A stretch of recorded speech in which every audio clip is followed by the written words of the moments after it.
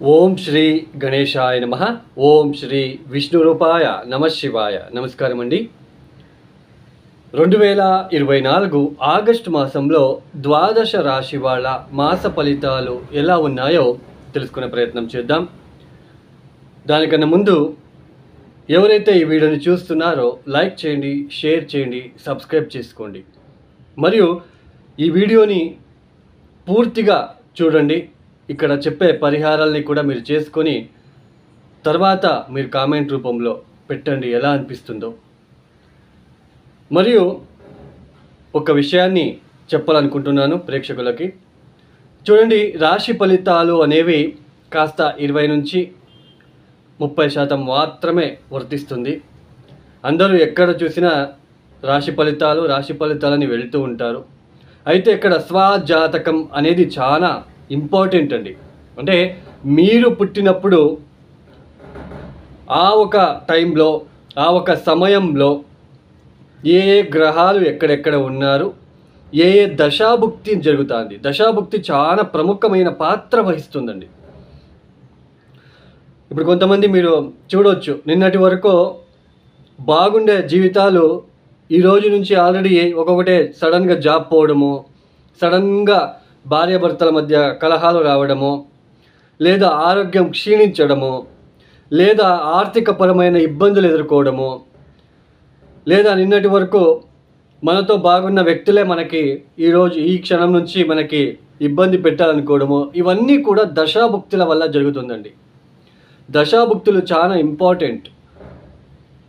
మరి ఎందుకండి ఈ దశాభుక్తులు మనకి ఇబ్బంది పెడతాయంటే, ఏ ఏ గ్రహాలు మనకి ఇబ్బంది పెట్టే రకంగా ఉంటాయో మనం పుట్టినప్పుడు జాతకంలో ఎందుకు ఇబ్బంది పెడతారు, మనం ఏ జన్మలో మనము ఏ గ్రహ కారకత్వాలకి ఇబ్బంది పెట్టామో తెలియదు కదండి. మనం తెలిసి తెలియక గ్రహ కారకత్వాలని ఉంటాయండి. 2 గ్రహ కారకత్వాలు, ఒక ఉదాహరణ చెప్తాను సింపుల్గా. ఒక గ్రహానికి వేల కారకత్వాలు ఉన్నాయండి. ఇప్పుడు సూర్యుడు తీసుకోండి, పితృకారకుడు.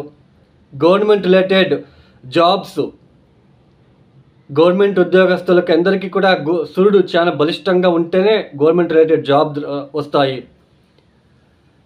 తర్వాత దేవతా కార్యాలకి తలచిపెట్టిన, ఇబ్బందులు పెట్టిన సూర్యుడు బలహీనపడతాడు. తర్వాత ట్యాక్స్ సరిగ్గా కట్టకపోయినా సూర్యుడు బలిష్టంగా లేకుండా బలహీనపడుతూ వెళ్తాడు. గవర్నమెంట్ ఉద్యోగంలో ఉండి సరైన ఉద్యోగం చేయకపోతే కూడా సూర్యుడు బలహీనపడుతూ వెళ్తాడు. పితృవులకి, పితృకార్యాలకి మనం తలచిపెట్టినా, ఇబ్బందులు పెట్టినా సూర్యుడు బలహీనపడుతూ వెళ్తాడు. తర్వాత శని గ్రహం కారకత్వాలు తీసుకున్నట్లయితే, శని అంటే కార్మికుడు, కర్మకారకుడు, వృత్తికారకుడు. మనము ఏ కులం వ్యక్తి అయినా సరే వాళ్ళని కించపరచకుండా, మాట్లాడకుండా, వాళ్ళతో రెస్పెక్ట్ఫుల్గా ఉన్నట్లు కనుకైతే, నువ్వు ఇలా నేను ఇలా అన్నట్టుగా మాట్లాడకుండా వాళ్ళకి ప్రతి ఒక్కరికి రెస్పెక్ట్ ఇవ్వాలి. ప్రతి ఒక్క మానవుడికి, కార్మికుడికి, మన కింద పనిచేసే చిన్న గుమాస్తా అయినా పర్లేదండి, వాళ్ళకి గౌరవ మర్యాదలు ఇచ్చి పుచ్చుకొని వెళ్తూ ఉండాలి. మన కింద పనిచేస్తారు అని చిన్న చూపు చూడడము, బానిసలాగా చూడడము, లేదా ఒకరి ఉద్యోగంలో మంచి పొజిషన్లో ఉండి కింద స్థాయిలో పనిచేసే ఉద్యోగస్తులని ఇబ్బంది పెట్టి వాళ్ళని ఉద్యోగాల నుంచి బయటపడేసిన శని బలహీనపడతాడు. సో తర్వాత బుధుడు అంటే బుద్ధికారకుడు, మేనమావయ్య, జ్యోతిష్యము, చార్టెడ్ అకౌంటు. ఈ రంగాల్లో పనిచేసే వాళ్ళందరూ కూడా కరెక్ట్గా పనిచేస్తూ వెళ్ళాలి. జ్యోతిష్యుడు అబద్ధాలు చెప్పి డబ్బులు ఎక్కువ తీసుకొని మోసాలు చేసిన, చార్టెడ్ అకౌంట్లో పనిచేసేటప్పుడు లేనిపోనివన్నీ సరిగ్గా కంపెనీలకి నష్టాలు వచ్చేలా చేసిన బుధుడు బలహీనపడతాడు. అది మనకి ఈ క్షణంలో బాగుంటుందండి, కానీ ఏదో ఒక రూపంలో మనకు అది నెగిటివ్గా మారుతుంది. ఏ గ్రహ కారకత్వాలకి ఇబ్బంది పెట్టకుండా మనం ఉన్నట్లు కనుకైతే ఆ గ్రహం కాస్త మనకి ఒకరోజు మనకి బలిష్టమై మనకి మంచి ఫలితాలు ఇస్తుంది. గ్రహ కారకత్వాలకు ఇబ్బంది పెడితే వాళ్ళ దశాభుక్తులు వచ్చినప్పుడు వాళ్ళు మనకి ఇబ్బంది పెడతారు. ఇది ఎప్పటికీ మనము గుర్తుంచుకోవాలి, గుర్తుపెట్టుకోవాలి. ఏదో మనము ఆ గ్రహానికి సంబంధించిన జమ్ స్టోన్ వేసుకుంటేనే మనము కోట్లు సంపాదిస్తామో, మన జీవితాలు బాగుపడతాయి అని అనుకున్నట్లయితే అది చాలా అబద్ధం అండి. జమ్ స్టోన్ వేసుకునేది కూడా, జమ్ స్టోన్ ఎందుకు వేసుకుంటామంటే ఏదైనా యోగకారక గ్రహాలు మనకు ఇంకా కొంచెము వాళ్ళు స్ట్రాంగ్ అవ్వడానికి మాత్రమే వేసుకుంటాం. జమ్ స్టోన్ వేసుకోగానే మన జీవితాలు అంటే సడన్గా మనకి గ్రోత్ కనిపిస్తుంది. This is not possible. ఏదైనా ఒక హోమం చేపించగానే మనకి జీవితాలు బాగా అవుతుంది, అది కూడా అబద్ధం అండి. అక్కడ ఏ దశాభుక్తి జరుగుతుంది, వాటికి సంబంధించిన పరిహారాలు, అక్కడ హోమం అవసరం ఉందా లేదా మనమే పరిహారాలు చేసుకోవాలా? ఇంకొకటి ఎగ్జాంపుల్ అండి, బుధుడు అంటే బుధ కారకత్వాలు గ్రీన్ కలర్ అండి. మనం చెట్లని ఎన్ని పెంచుతామో, ఎన్ని నాటి పెంచుతామో అంత బుధుడు బలిష్ఠుడవుతాడు. సో ఇలా అండి. సో ఇది చెప్పాలనుకున్నాను, చెప్పేశాను. ఇదే 2024 ఆగస్ట్ మాసంలో ఏ గ్రహాలు ఏ రాశిలో సంచారం చేస్తున్నారో అది తెలుసుకున్నట్లయితే రాహు మీనరాశిలో సంచారం, కేతు కన్యా రాశిలో సంచారం, శని వక్ర మార్గంలో కుంభరాశిలో సంచారం, గురువు గారు వృషభంలో సంచారం, కుజుడు ఆగస్ట్ 26వ తేదీ వరకు మాత్రమే వృషభంలో సంచారం, తదుపరి మిథున రాశిలో సంచారం, సూర్యుడు ఆగస్ట్ 16వ తేదీ వరకు కర్కాటక రాశిలో సంచారం, తదుపరి సింహ రాశిలో సంచారం, శుక్రుడు ఆగస్ట్ 25వ తేదీ వరకు సింహరాశిలో సంచారం, తదుపరి కన్యా రాశిలో సంచారం, బుధుడు ఆగస్ట్ 5వ తేదీ నుంచి ఆగస్ట్ 27వ తేదీ వరకు వక్ర మార్గంలో సింహరాశిలో సంచారం చేయబోతున్నారు.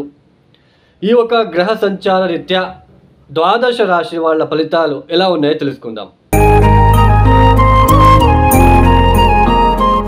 మేషరాశి.